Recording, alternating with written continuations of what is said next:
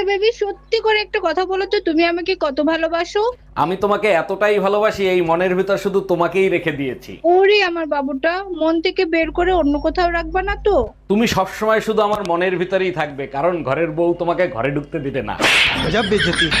কি রে দোস্ত, মন খারাপ কেন? কি হয়েছে তোর? আর বলিস না, গার্লফ্রেন্ডে কিস করছি, গার্লফ্রেন্ড নাকি প্রেগনেন্ট হয়ে গেছে। কতদিন তোরে বলছি, তুই তো বিশ্বাস করিস নাই, এখন তো করলি। মানে কি, এতদিন তুই কি বলছিস? বলছি না তোর চেহারাটা কুত্তার মতো, যে কোনো জিনিস শুইলেই ইনফেকশন করবে।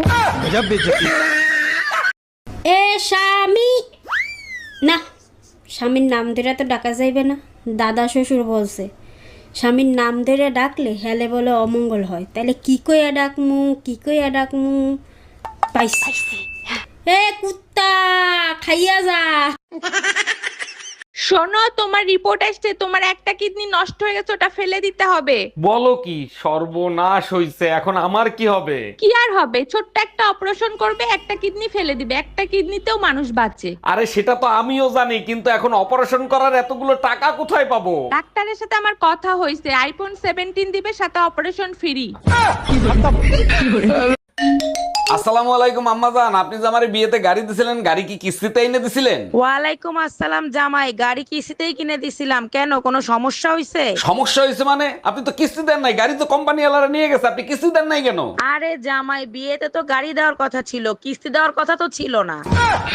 আজকে টুম্পা ভাবিরে যা লাগতেছিল না, সেই জানো আজকাল তোমাকে একদম সহ্য করতে পারি না। সহ্যই যখন করতে পারো না, তা আল্লাহর রাস্তায় ছাইড়ে দাও না কেন আমারে? এত কষ্ট করে গাধা পিটায় মানুষ করছি কি আরেকজনকে দেওয়ার জন্য?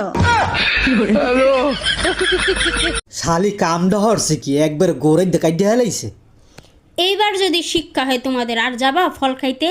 ডাক্তার এখন অনেক অনেক আধুনিক হয়ে গিয়েছে, জোড়া দিলে 6 মাসের ভিতর ঠিক হয়ে যাবে। জোড়া দিলে ঠিক হইতে পারে, কিন্তু আগের মতো আর কথা বলবে না।